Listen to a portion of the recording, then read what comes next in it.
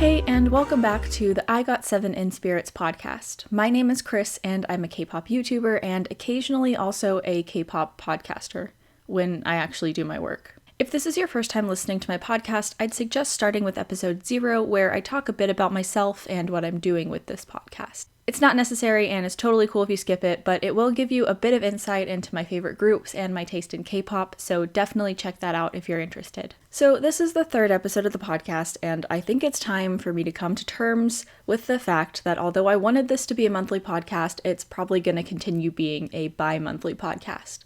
As in once every 2 months, because apparently bi-monthly can mean either twice a month or every 2 months. Thanks for being vague, English. This is the podcast where I listen to a K-pop artist's entire discography and then talk about it. So far we've talked about BAP, which is one of my semi-alt groups, and Block B, which was more of a first impression podcast, and today we're doing something totally different because we're going to be talking about 9 different underrated groups and their discographies. And yes, I know I could have made that around 10, but it was originally supposed to be 7, and then I kept adding groups, so 9. Now, the term underrated in K-pop is a very interesting one to me because it gets thrown around a lot.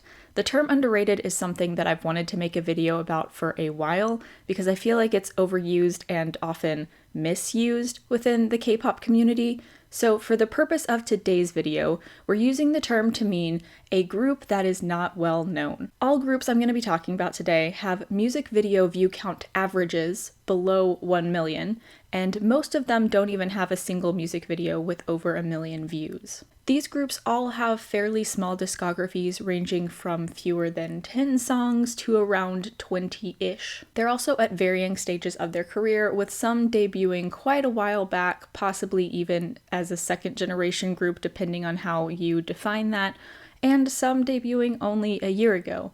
And the current state of these groups also varies widely, with some having already disbanded, some being definitively still active, and some being a big ol' question mark. Either way, we're diving into all of these groups and discussing their music, and hopefully this will help to present their music to people who otherwise might not have heard of them. Another important thing to note before I jump into this is that because these groups are not super well known and are really underrated, sometimes it's hard to pin down every single song of their discography. Like for bigger groups, it's a lot easier because even if it's not all on Wikipedia or something, there are fans who have created websites with the entire discography listed out. But with these groups that aren't very well known, they don't have those like websites with the fan discographies. Sometimes they're not even on Wikipedia, and they often release like 1 or 2 songs here and there, so it's super easy to miss a single altogether. So I think I found everything by all these groups,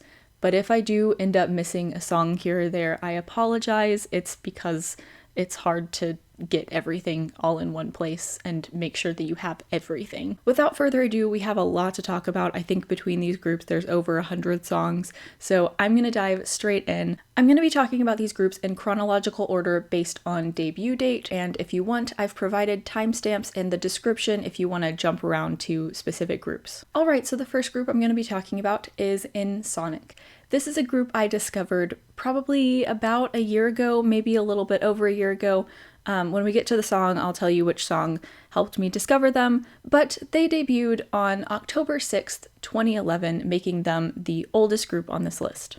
Sonic debuted with 5 members, but over the course of their time as a group, there were 9 total members with up to 7 members at one time. They were under C2K Entertainment, and in 2016, the members requested the termination of their contract while simultaneously being sued by C2K for not appearing at their scheduled events. Then in mid-2017, the courts ruled in favor of the members, thus terminating their contracts and disbanding the group.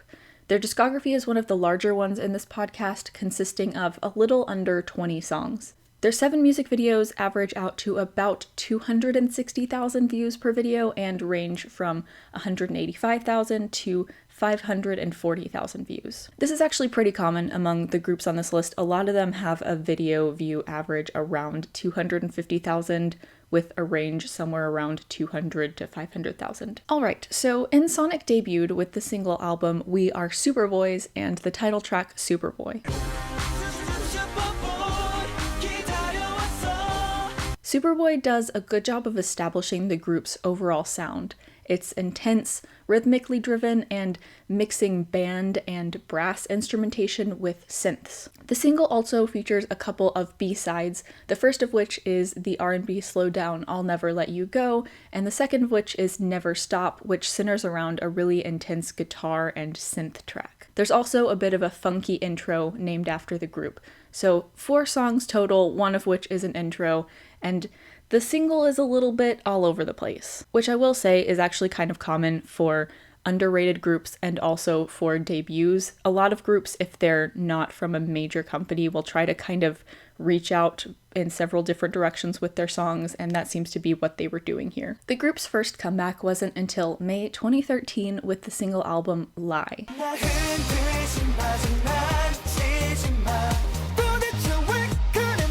Very different from their first release, Lie is more of a straight-up dance track. In my personal opinion, the song is a bit forgettable until the chorus, which actually has a really solid melody that I think elevates the song. The single features one B-side, which is Television, which is pretty much just along the same lines as Lie. It's another dance track. Their next release was in October 2013 with the mini album Into the Light, featuring the title track Run and Run.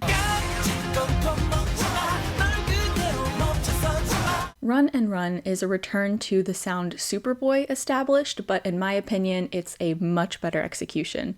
The instrumental is really fantastic with the guitar and strings, and although the verses are solid, the chorus really shines and has a fantastic, catchy melody. It's one of my personal favorite InSonic songs. Also on the mini album are a dance electronic club song called Brand New Girl, and another song called Forever that is mid-tempo with a bit of a pop rock vibe. And then, although I don't usually discuss intros, InSonic has some pretty good intros, and the one on here, which is called Brightly, is no different.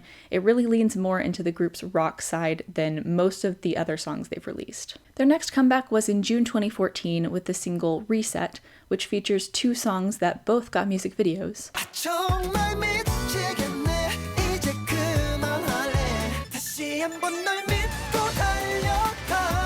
The first, Crazy, is much more stripped back and laid back for them, and is very vocally driven with a light, brassy track. It gives some good contrast to a lot of the very intense stuff they released before this. And then the second, Pop Beyond, is much more along the lines of Run and Run, with an intense guitar track and synths. In my opinion, the melodies aren't quite as strong as Run and Run's melodies, but it's a solid continuation of the sound that they've established. Their next comeback was in March 2015 with the mini album Another Progress and the title track Blackout.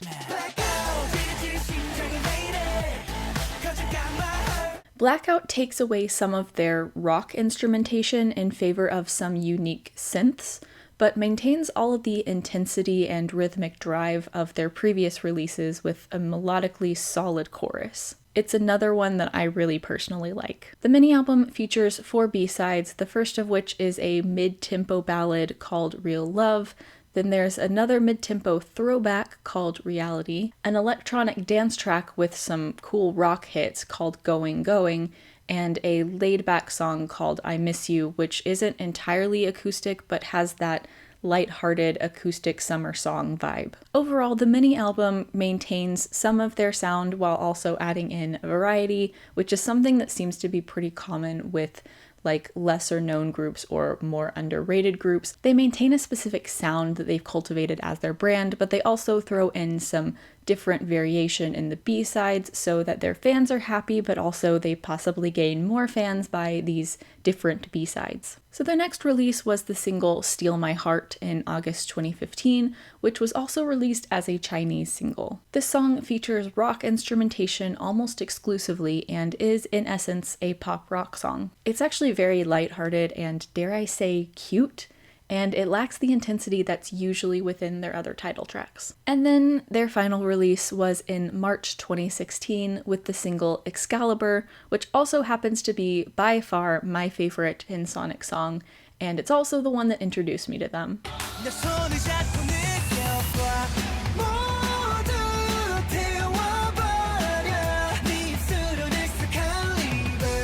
I really can't think of any other K-pop songs that do really what this song does. It's very rhythmically driven and it feels like a live band with strong drums and distorted guitar and synth. I know at this point I've thrown several of those words around a lot, but this song is truly very unique and special, and if you listen to any of their songs, this is the one to really give a chance just because of how unique I think it is within K-pop. So that's it for Insonic's discography. After going through that discography, despite absolutely loving certain songs within it, I can understand why they struggled to gain some sort of traction within the K-pop industry at the time. Their sound was something that was pretty popular at the time, and even though I think they had their own unique twists on the trends, the sparseness of their discography and lack of focus among the B-sides probably didn't help them gain too much traction. All that said, I do think they have several really special and unique songs, especially, again, Excalibur. Okay, moving on to our second group, which is The Legend. The Legend debuted on July 9th, 2014 with 5 members. They debuted under JK Space Entertainment, which eventually became SS Entertainment. The Legend was mostly active between 2014 and 2015 and disbanded in 2017 after winning a lawsuit against their company to nullify their contracts. Even though the group was together for nearly 3 years, they released only a little over 10 songs throughout that time. Several of these songs, including the title tracks, were actually written by their main rapper, Lito.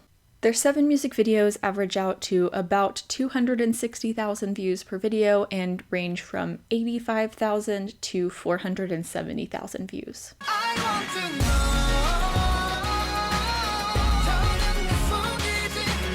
The Legend debuted with the single album The Legend and the title track Left Out, which has a catchy piano hook and powerful vocals, but less than impressive production. Even though I'm a musician, I'm not super knowledgeable about production, and even I think something sounds very off in the chorus. I can't put my finger on it, but I did search it when I heard that, and it seems like some other people kind of agreed with me. So their first comeback was in October 2014 with their first mini album Out of My Mind and the title track Lost.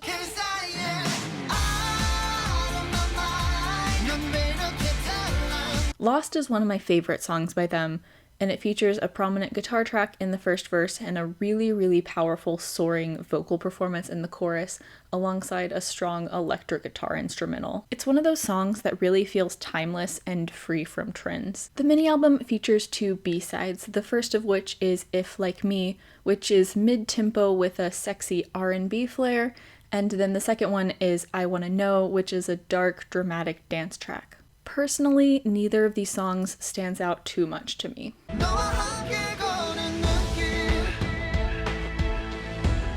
Their next comeback was in January 2015 with the single Trace.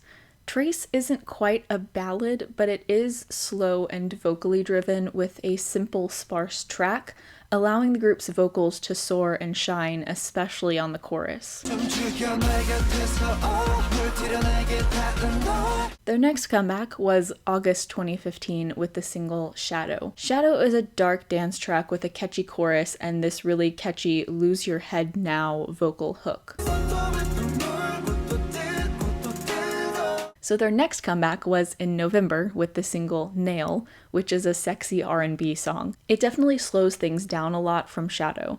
Personally, sexy R&B isn't my favorite, but this is one that I think is one of their more popular songs. It really feels like I'm speeding through these comebacks, but they really did release one song at a time throughout 2015, which is another thing that's really common within these very underrated, not super well-known groups.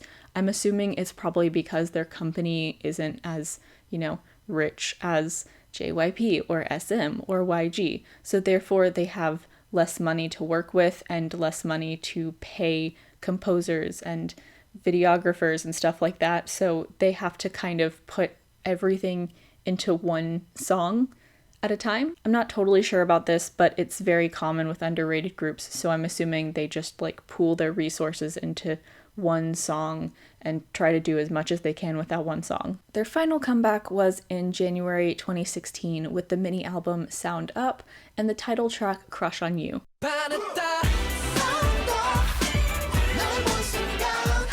And finally, we've arrived at my favorite song by The Legend. Crush on You is a funky, brassy throwback and just right up my alley. It's bright and fun, but feels very lush in a way. The mini-album also features 3 new B-sides, or at least it seems to.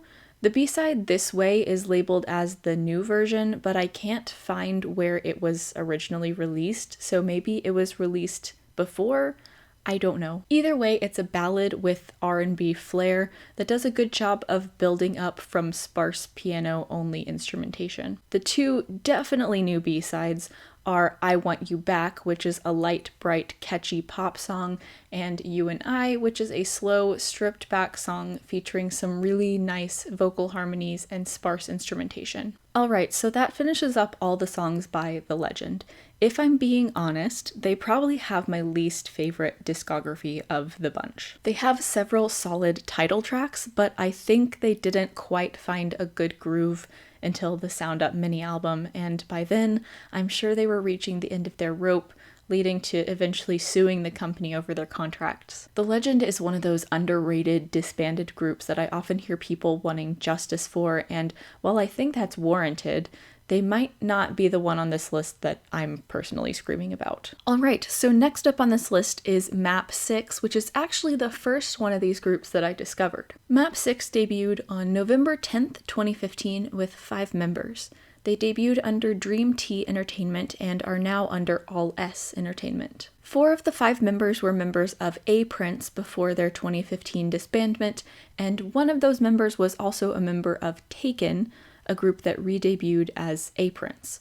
Clearly this company likes rebranding their groups. Map6 has the largest discography I'm going to discuss in this podcast with about 25 songs, several of which were released just this year. Their 6 music videos to date average out to about 495,000 views per video and range from 21,000 to 1.2 million views. So Map6 debuted with the single Storm.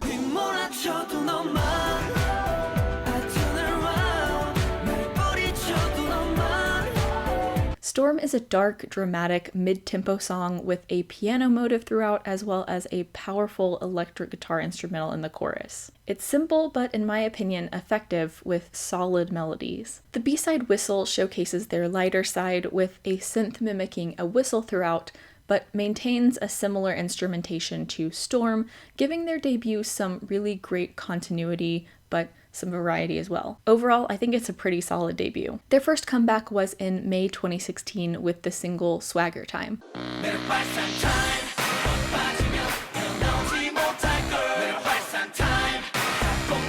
This is not only their most popular song, but also the most popular song on this list, as it's one of the only ones to have over 1 million views on the music video. Surprisingly, this was actually one of the first K-pop songs I really gravitated toward because I saw it in a K-pop game video, like one of those guessing game videos, not long after getting into K-pop. The song itself is extremely catchy with another synth whistle throughout and some unique brassy synths as well. There are some really strong string hits and the chorus is really rhythmic. Overall, the song isn't groundbreaking, but I think its catchiness is what has drawn many people to it. The single also features the B-side Love Is You, which is a light-hearted, laid-back pop song that's lightly retro. Next up are 2 Japanese singles from August 2016 that I can't find much information about online. The first is Love Story, which is much brighter and cuter than any of their previous releases. It's really up-tempo with heavy brass and a chugging guitar track throughout. Then the second is Cover With Love, a mid-tempo ballad that's like drenched in strings and driven by a piano instrumental. Like I said, I can't find much information about these online. I just found them on iTunes, and I don't see them mentioned anywhere online within their discography, which is weird. I don't know how that happened, but they're there. Their next release in March 2017 was a Japanese release, which was a single titled No Surrender. No surrender. No Surrender is a return to their darker sound and is really intense and dramatic with a lot of glitchy synths. The single also features a few B-sides, which are Here We Are, a bright up-tempo dance track, Fairy, a light, cute, brassy bubblegum pop song, Fairy, which is a light, cute, brassy bubblegum pop song, and finally Ready Go, which is a straight-up party dance track. So as you'll see, much like the groups before it, they're keeping a certain sound, but also trying to add variety in wherever they can. Their next comeback was May 2017, back in Korea with their single Momentum and the title track I'm Ready, which is my favorite song by them.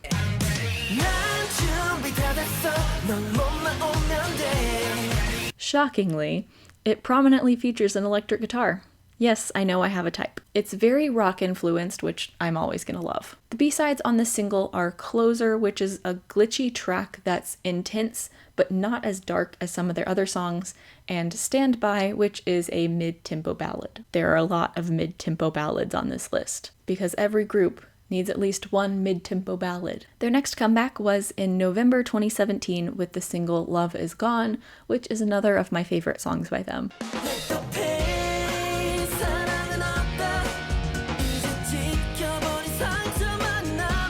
It has one of those timeless, solid choruses with prominent percussion, electric guitar, and strings. Often it feels more like a live band rather than a K-pop song, which may not be some people's thing, but as we've established is definitely my thing. Then in May 2018, they released a Japanese single titled Vroom Vroom. This included a Japanese version of Love Is Gone, with the new title track Vroom Vroom and 2 new B-sides. One of those B-sides has since been released as a Korean single. Starting with Vroom Vroom, it's a solid mid-tempo song. Not a major standout for me, but a solid song nonetheless. Then there's Follow Me, which is the one that was recently released as a Korean single. It starts off very piano-driven and laid back, but builds up to a very up-tempo chorus. Personally, I think it's a stronger single than Vroom Vroom, but that's just me. Then the final song on the single is Be As One, which feels like it's performed with a live band and has these really interesting little breaks in the verses. It's probably my favorite song on the single. Their next release is their first full Japanese album, which is called Map 6 The First, which they released in February 2019. Now, I believe the title track of this album is Magic, but I'm not entirely sure because there's not a full music video on YouTube. Alongside all the B-sides, Vroom Vroom is also included on this album. So let's start with Magic, which, like I said, I think is the title track for this album, and it's honestly pretty similar to Vroom Vroom. They both feature a laid-back guitar track in the verses, but Magic builds to more of a straight-up dance chorus. This will be a pattern on the album because there are a few other mid-tempo dance tracks. The first song, Aishiteru Yo, is one of them and is rather laid back, while Make My Day, another B-side, serves up a bit more intensity, but they're both still mid-tempo dance tracks. Next up is Assassin, which finally gives us some change with this really gritty chorus and a hip-hop vibe throughout, which is definitely very different from anything else in their discography. Immediately following that is Negai Hikari. I'm so sorry if I'm butchering pronunciation. I literally only have the romanization for some of these rather than an English translation of the title. But this is a piano-driven ballad with strings. Even though it's a ballad, it's not super slow, but it's very pretty. The next song, Red, takes us back to a mid-tempo laid-back vibe, but this time again with the feel of live band and strings that we've seen on other releases, which I really enjoy. The next track, Super Sense, immediately takes us back in time to a retro vibe that seems to pull influence from several different eras. Following that is Magnetic, which feels very dramatic in a kind of cheesy 90s boy band way. And finally, the last song is Like the Moonlight, which is another piano-driven ballad, which I personally don't like as much as the other one. I think overall my favorites on the album are Red and Super Sense. Otherwise, the album feels a bit odd, with several songs really running together and a few songs feeling totally out of place from the rest of the album. Like, Assassin is really cool, but where did it come from? So that's all of their songs, but I do want to mention that Korean single that I mentioned earlier. It is a Korean release of the Japanese song Follow Me, and it was in April 2019. It unfortunately doesn't have a music video, but it is the first time in quite a while that they've had a Korean release. Overall, Map 6 is interesting on this list because they have a pretty decent-sized Japanese discography, but haven't really been as active in Korea. Personally, I think they have pretty different sounds in the two markets, and while their Korean title tracks have been really up my alley, their Japanese discography is a bit hit or miss for me. But overall, definitely a group that needs more recognition. So next up we have Masc, and I'm gonna go ahead and spoil you here.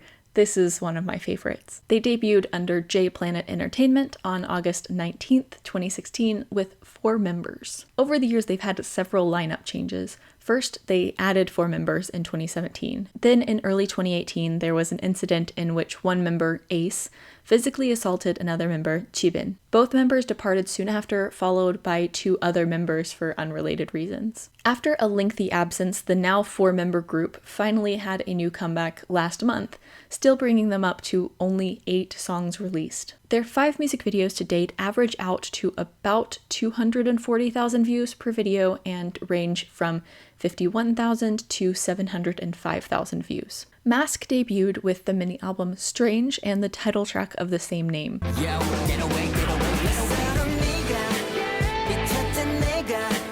Strange is a dark track featuring heavy drum kit, piano, and guitar instrumentals. It's a dramatic song and one of my favorite songs within a discography that, while small, is very strong. The B-side, I Can't Breathe, similarly has a track heavily featuring guitar, but is much more up-tempo and catchy. The breakdown after the chorus could easily be really basic, but is actually very complex and interesting. Then their B-side, Meaningless, builds up to more of a standard dance track, but it begins with those same instrumental influences, guitar, drum kit, kind of like a live band. Then the last song on the mini, Why Always Me, is probably the brightest, lightest song on the mini, still heavily featuring actual instruments alongside the synths. Overall, in my opinion, the mini is really solid and often sounds like they have an actual band backing them. So Masc's first comeback was in February 2016 with the single Tina.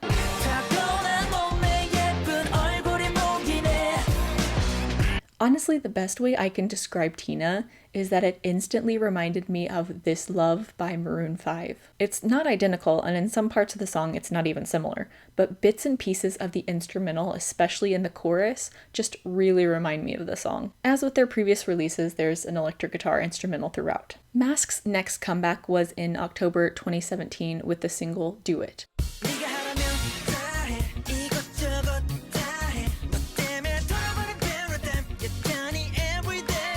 The title track, Do It, was a massive 180 from the darker sound that they've had to this point, and is also my favorite song by them. It's a bright, funky, retro song along with a guitar instrumental. It even has some of Michael Jackson's classic vocal tics in it, which just cements that retro sound. I don't want to go so far as to call it a masterpiece. That's an exaggeration. But in terms of retro songs, for me, it's top tier. It's so much fun, and it's a song I can always rely on to make me smile. Then the B-side on the single is a mid-tempo song that's a brighter take on the sound that they established on their debut mini, and is probably most similar to Why Always Me. Finally, their most recent comeback was, as I mentioned, last month with the single Mascara.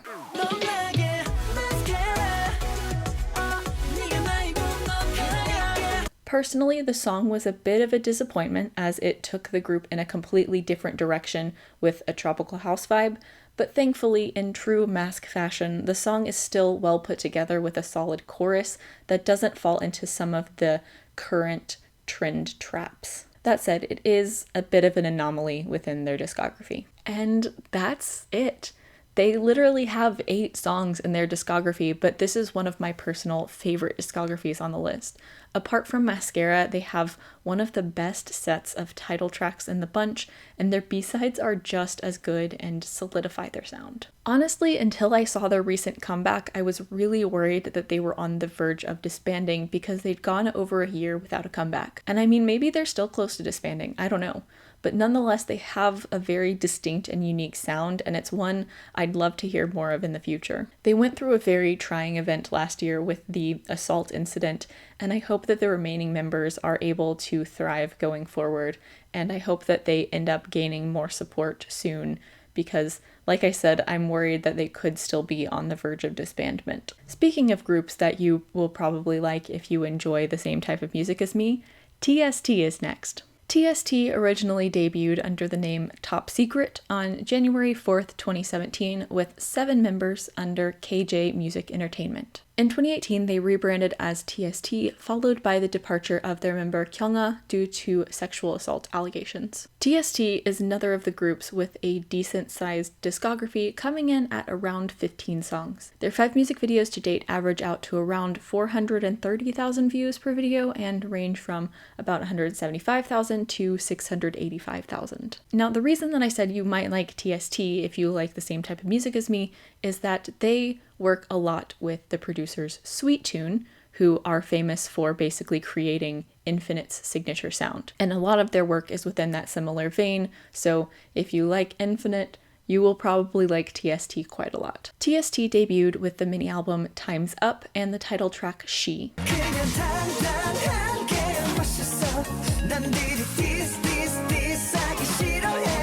Like I mentioned, She, along with Top Secret's other title tracks, was written and produced by Sweet Tune, and this time it was in collaboration with TST's Wooyoung. As expected from a Sweet Tune track, it's a bright, fun song with 80s-inspired synths. It's brassy, light, and really fun. The B-side, Something Special, has similar influences, but is a really unique track with really interesting synths and a guitar track and a really, really solid melody. It's a cool song. Then there's Don't Call My Name, which isn't totally acoustic, but it's got that general vibe, very laid back and light and summery. Then the final song on the mini is Without You, which at first sounds totally different from everything else, but then morphs into a laid back song with a throwback flair and a lot of strings. Their first comeback was in June 2017 with the mini album Wake Up and the title track Mind Control.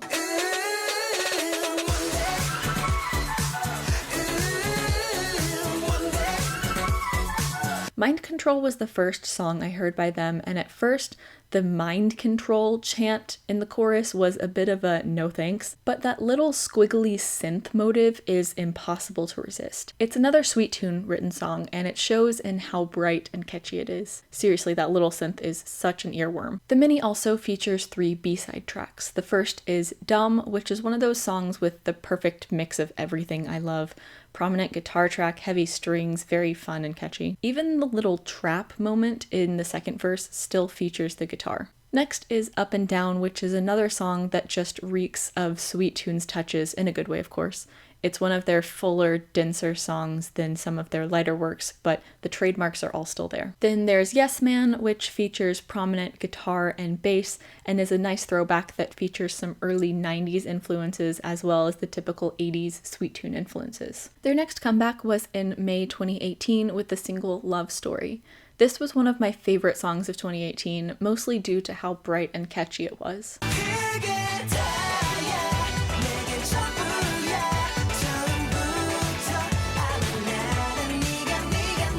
Although Sweet Tune's work is mostly bright and light, this one is particularly so, with possibly the cutest, brightest chorus in TST's discography up until this point. It's really just a solid, bright pop song that builds really well and just Sweet Tune knows what they're doing. Their next comeback was in November 2018 with the single Paradise.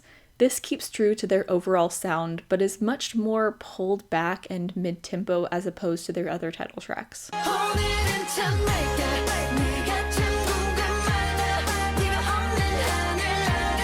I've talked about Sweet Tune a lot in this section, but apart from just bright 80s synthy songs, they shine when it comes to solid melodies and lush songs, and that's what this is. It's another one of those songs that feels unattached to a certain point in time and free from trends, which is something I always enjoy. Finally, we reached their most recent comeback in February 2019 with the single Wake Up, even though they already have a mini album called Wake Up.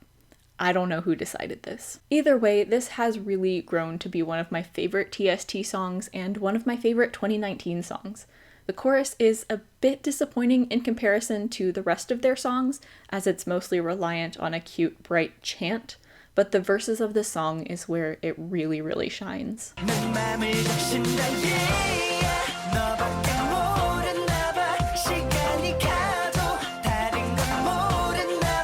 The melodies and the way they build are really brilliant and quintessential sweet tune. There are certain sections of this song, mostly the verses, where I could just hear Infinite performing this song. There's one B-side on the single, and it's a ballad called I'll Meet You, which is a solo for the group's lead vocalist, Kay. The band instrumentation with piano and strings on this one is really pretty. Overall, I think TST has a really, really solid discography. The fact that they've worked consistently with sweet tune not only gives them a distinct sound, but it means they've been given fantastic compositions to work with, and it's something that I can't wait to see more of in the future. Like I said at the beginning, if you really like Infinite, especially the early sound, TST is right up your alley because they worked with the exact same producers who have a very distinct sound and always do amazing work. Okay, moving on to our first girl group on this list, and that is Marmello. Possibly also my favorite group on this list. Don't hold me to that, I'm very torn. There are a lot of fantastic groups on this list, but I really like Marmello. Marmello debuted under Rolling Culture 1 on May 25th, 2017, with 5 members, all of whom were friends from high school. Unlike almost all of the other groups on this list, Marmello is actually a band, and they're probably the least known group on this list, but also probably my personal favorite. In April 2018, their keyboardist, Taeun, left the group to focus on her studies. Since her departure, they haven't released any new music, and in doing research for this podcast, I discovered that they've privated their Twitter and deleted their website and other SNS, so it appears they might have disbanded, which would be really disappointing for me, and I really hope it's not the case and they're just on hiatus or something. They have one of the smallest discographies on this list, coming in at only 6 songs.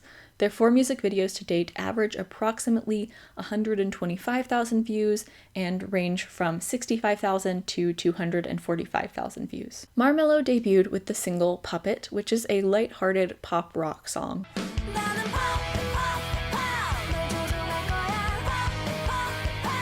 Although they don't have a single song I dislike, this is one of my favorites by them, and I think it was a really solid debut. The song is catchy, bright, and fun with really solid melodies. Then their first comeback was in October 2017 with the single Can't Stop.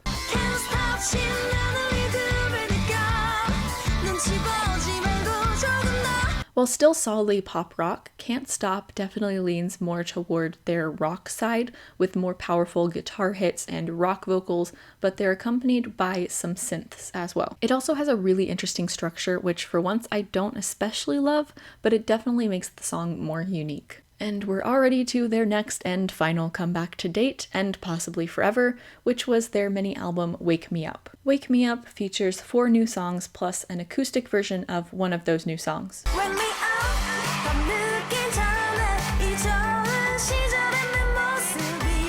The title track of the mini is Wake Me Up, which is my favorite of their songs.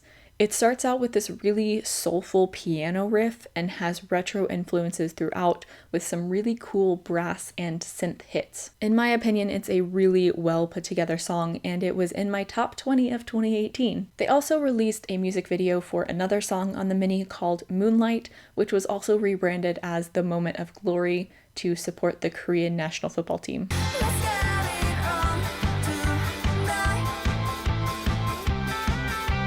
Moonlight starts off very sparse, very typical pop rock, and honestly a bit generic, but has some really interesting instrumental moments near the end. It's one of my least favorites by them, mostly due to weaker melodies overall, but it's still a really solid song. Apart from Wake Me Up, my favorite song on the mini is Pocket Doll, which is another of their most melodically solid songs.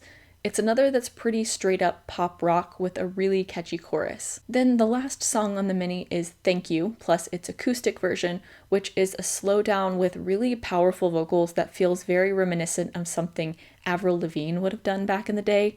I notoriously am not a huge fan of slow songs, but this is one I really love. So those are all of the songs Marmello has released, and I have a sinking suspicion that those are going to be the only 6 songs they ever release, which would be a huge disappointment because every song so far has been really good, and female bands in K-pop are rare, so it would be a shame to lose Marmello so quickly. Like I said, their Twitter is now privated and a lot of their other SNS has been deleted, so I think the future looks dim, but please, if you're interested, still go check out their music. You never know what could happen. It's possible that they're just going on hiatus.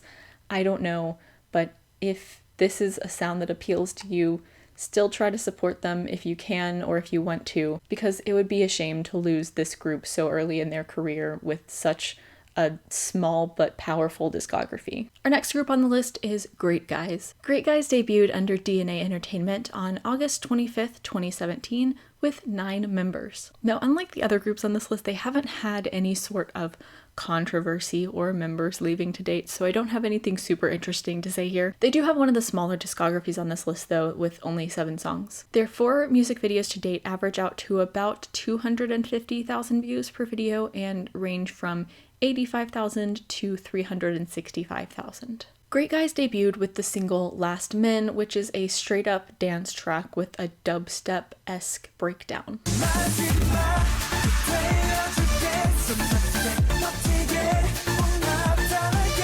The chorus is really solid and powerful, and the only possible complaint I have about the song is that it slides into trap music in the second verse, which is kind of a K-pop cliche over the past few years. But then they did a bit of a 180 with their first comeback, which is the EP Kanda, in April 2018. I'm so into you.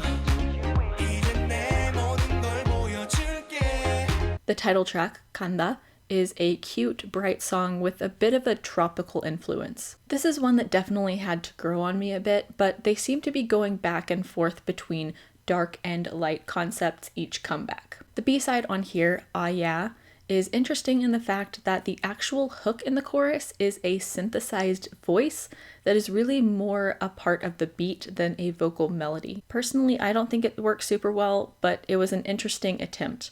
Honestly, it really reminded me of a one-phrase chorus, but it was an interesting take on it at the very least. So their next comeback was with the mini album Take Off in September 2018. The mini album features their 3 previously released songs, the new title track Illusion, and 2 new B-sides.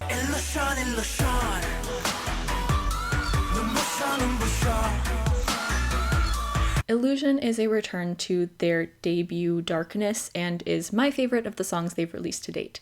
It was one of my favorite songs of 2018, largely because of the guitar track that runs throughout the song. It also features some really cool glitchy synths. The B-side Butterflies is another favorite of mine as it has a bit of a light rock influence with a guitar instrumental featured throughout. The chorus certainly isn't reinventing the wheel, but it's kinda timeless in a familiar way, which is something I always enjoy. It's a really solid song that has the charm of an acoustic song without actually being acoustic, if that makes sense. And then the last song on the mini is, as expected, our obligatory ballad. It relies mostly upon vocals and a piano instrumental with light strings and synth percussion that comes in stronger as the song progresses. As I think I've pretty well established, I rarely have much to say about these types of songs, and there's nothing about this one that particularly stands out to me. Random tangent, but I have been wanting for a while to make a video about ballads or slow songs or like mid-tempo songs that I actually like, since I'm so blah on many of them, and there are several in this video actually, but this is not one of them. Then finally, their most recent comeback was a single called Trigger, featuring the title track Dang, which takes us back to their brighter sound, this time with my much beloved throwback twist.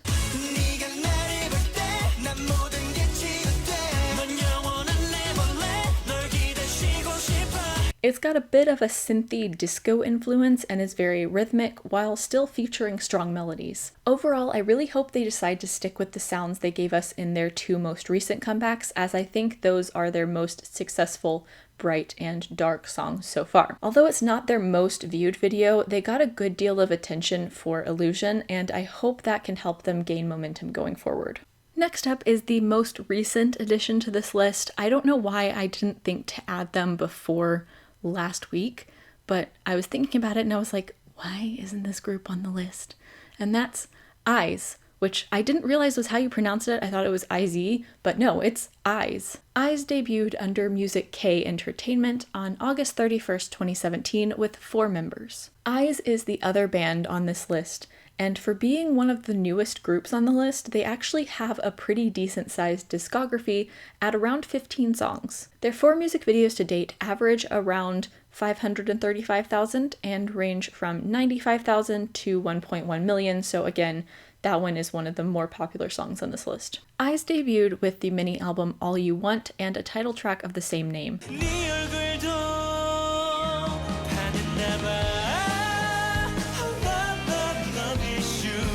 Now, All You Want is a super interesting song, which starts out very laid back and completely switches tone in the chorus, speeding up the tempo to be more of a true pop rock song and returning to the laid back vibe in the verse again. It's very jarring and it takes a little bit to settle back into whatever tempo they got into, but I really like it. Other songs on the mini are Is You, which is a very mellow, kind of hazy slowdown that feels very reminiscent of the Beatles. Crush on You, which kind of has a Latin vibe to it and is much more up-tempo. And finally, You and Me, which is a true ballad with strings, piano, the works. Overall, like with a lot of these lesser known group debuts, they have a lot of things going on this debut, but they all are really interesting in their own way. Personally, I think this is one of the more interesting debuts on the list. Their next release was in May 2018 with the mini album Angel and the title track of the same name.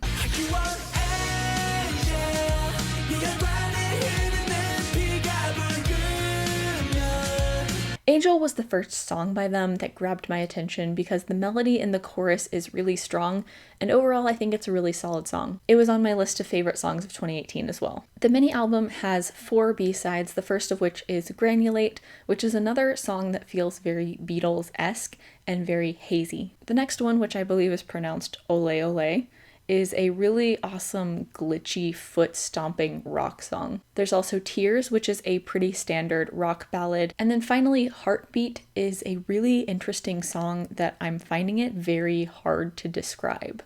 It's very catchy and up-tempo with some throwback references, but it's really hard to nail down a way to describe it well. But overall, it's a really cool song. Their most recent comeback was in May 2019 with the single album Re-Eyes and the title track Eden. They also released a music video for the B-side Hello.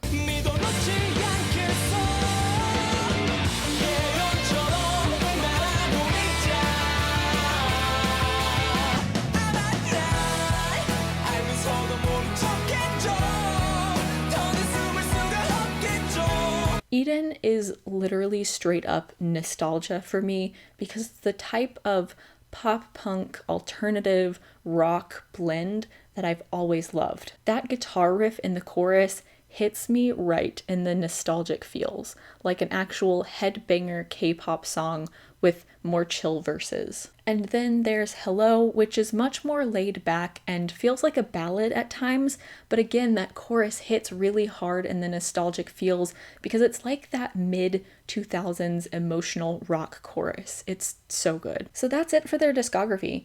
It's kind of one of those small but mighty discographies. They're doing some really interesting things and blending K-pop and rock in some really cool ways. Lately, I've seen some people tweeting about how they might be on the verge of disbandment due to lack of popularity, and I'm not sure if that's true. I see stuff like this going around a lot, and I've also seen some people saying otherwise, so I don't know, but they definitely deserve more attention, and another few sets of eyes watching their Eden music video certainly wouldn't hurt.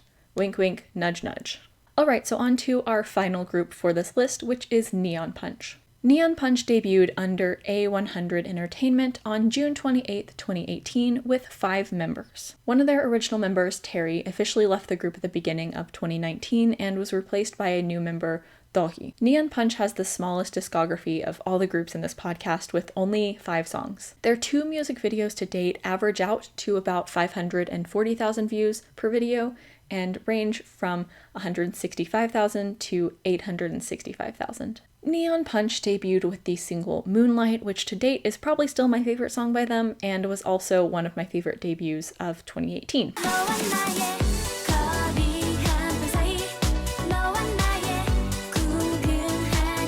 The chorus has a really strong melody, and the song has a bit of influence from disco and a bit from 90s house, the latter of which seems to be the sound the group is going for overall. Their first and only comeback to date was in January 2019 with the mini album Watch Out and the title track TikTok.